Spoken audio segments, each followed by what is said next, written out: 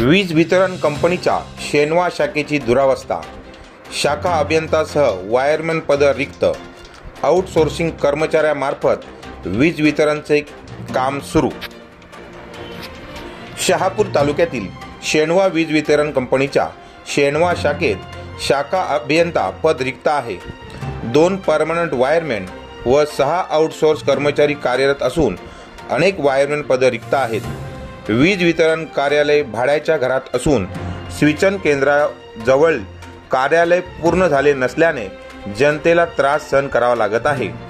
स्विचन केंद्राजवळ लाखो रुपयाचा भंगार पडून आहे।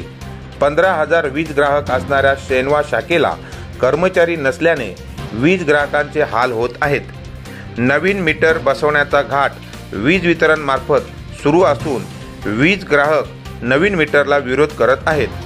वीज वितरण विभागाचे उप अभियंता व कार्यकारी अभियंता याकडे लक्ष देणार काय, हे पाहणे औचित्याचे ठरणार आहे।